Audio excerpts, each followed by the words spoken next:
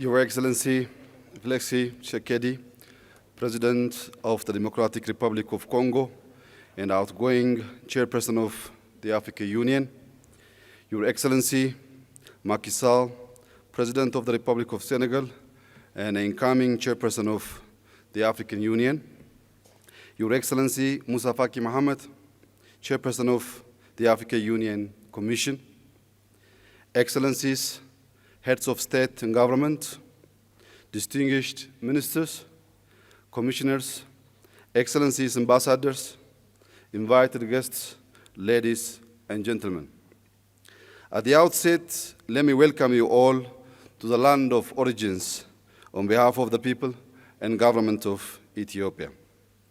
Let me also take this opportunity to celebrate our reunion in Addis Ababa after a 2-year disruption caused by the COVID-19 pandemic.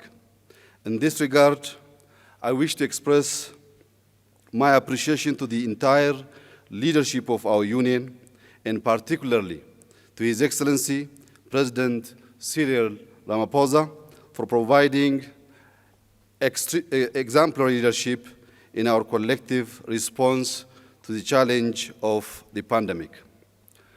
Over the past 2 years, we have struggled not only against the human cost of the pandemic, but also an inequitable system of vaccine distribution, arbitrary travel bans, border closures, lockdowns, and misinformation about the value of vaccines.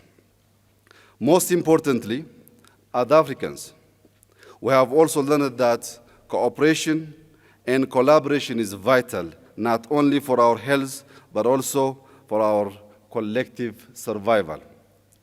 Excellencies, ladies and gentlemen, our union has committed to undertake ambitious plans designed to transform our continent and create the Africa we want.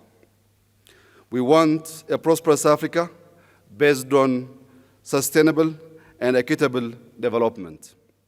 We want a politically united continent that aspires to fulfill the ideals of Pan-Africanism and the vision of an African Renaissance. Fulfilling our aim of birthing the Africa we want through robust implementation of Agenda 2063 and its flagship project will require us to make extraordinary efforts collectively. Our theme for 2022 is nutrition and food security.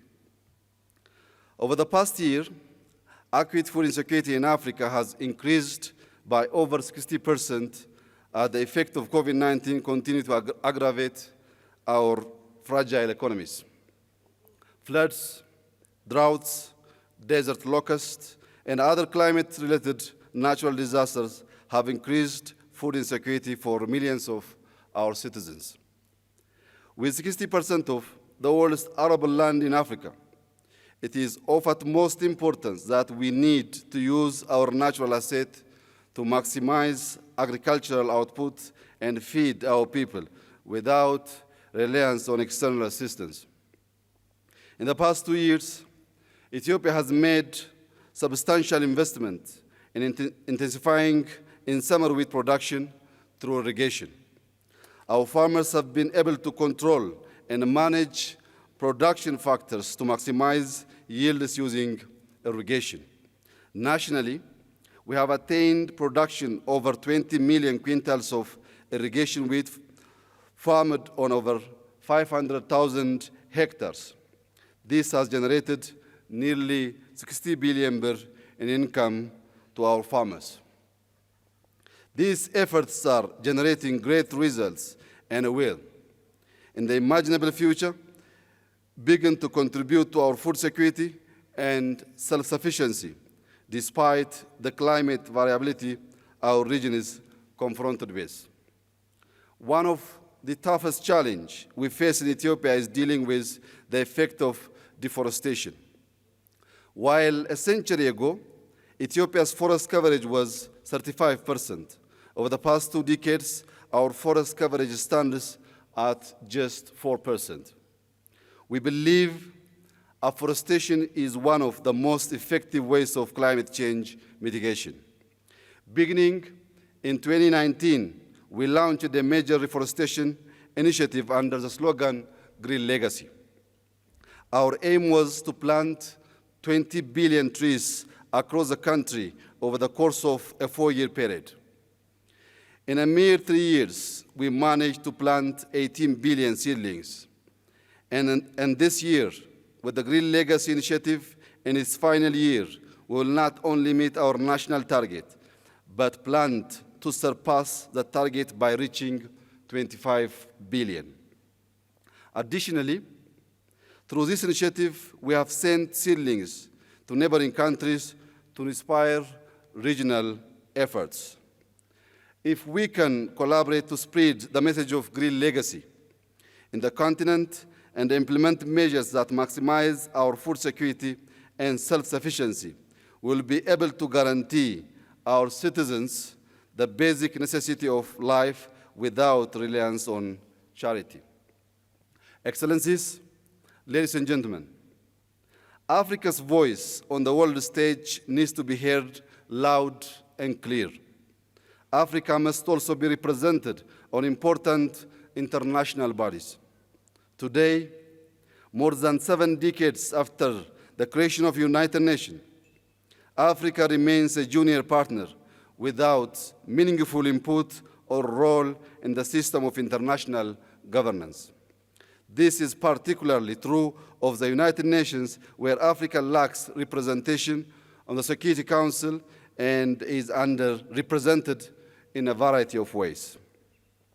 It is the right time to reform and revitalize the United Nations system to reflect current global realities and ensure that it is a more representative and equitable body.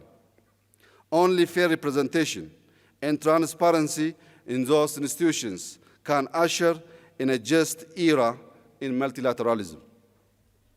Consistent with our Esluini Consensus of 2005, we should collectively insist that Africa's reasonable request for no less than 2 permanent seats and 5 non-permanent seats in the UN Security Council be adopted. Equally important is Africa's media representation on the international stage. Africa is often portrayed in international media negatively. The endless representation of the continent troubled by civil wars, hunger, corruption, greed, disease, and poverty is demeaning and dehumanizing, and likely driven by a calculated strategy and agenda. This stereotypical and negative media representation of Africa not only disinforms the rest of the world about our continent, but also shapes the way we see ourselves as Africans. Telling our own stories and shaping our own narratives must be our top priority. In this regard, I would like to propose to this august body the establishment of an African Union Continental Media House. This media house could be organized to provide authoritative news and information on our continent, fight disinformation, promote our collective agenda, and offer opportunities for Pan-African voice to be heard. Excellencies, ladies and gentlemen, peace and security are critical issues affecting our continent. Despite the African Union's intensive engagement in addressing peace and security challenges of the continent, guided by the maxim, African solution to African problems, new and complex problems that undermine our unity and sovereignty continue to emerge. In this respect, the past year was particularly challenging to our continent in general, and my own country, Ethiopia, in particular. Ethiopia's challenge was internal in nature and a matter of maintaining law and order.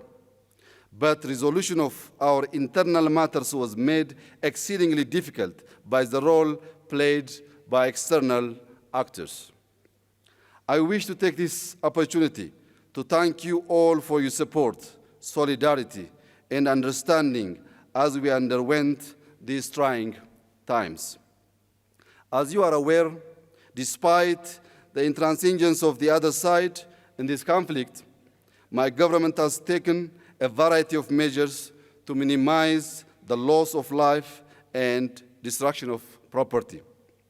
We have implemented unilateral withdrawal from conflict area and used force that is necessary to ensure law and order.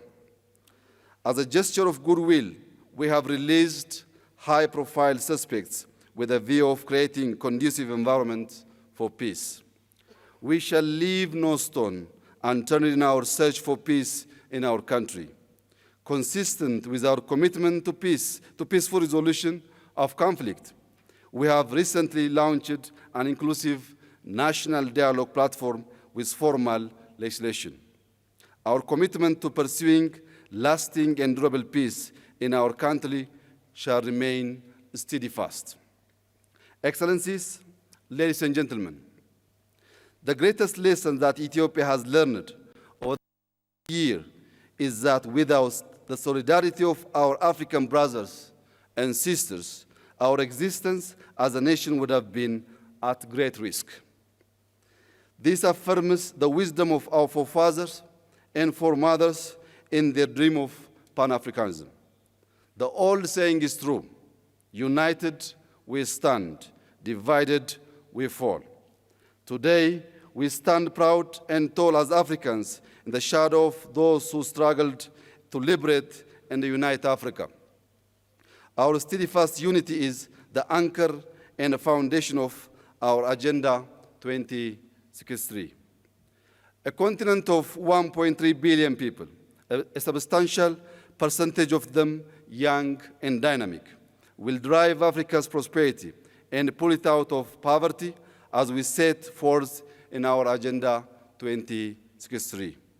Also, our Continental Free Trade Agreement holds the greatest promise of effectively realizing continental integration and development.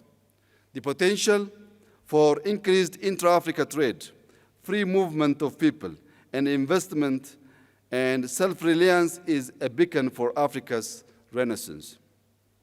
Instead of depending solely on trade out of Africa, our collective effort to boost intra-Africa trade will protect us from the fluctuation of global economic and political change.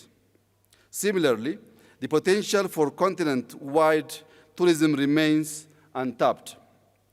It is part of aspiration of 5 of Agenda 2063, which seeks to create an Africa with a strong cultural identity, common heritage, values, and ethics. The more we know each other, the more we are able to cooperate and resist the force that seek to divide and undermine us. You may recall, a mere 2 months ago, efforts were underway by some in the international community to create an atmosphere of fear to drive expatriates out of Ethiopia and discourage travel to Ethiopia. Those efforts were not successful and will not be successful. Indeed, many fellow Africans joined the Great Ethiopian Diaspora Homecoming Challenge and proved to the world that Ethiopia is a safe and culturally rich tourist destination.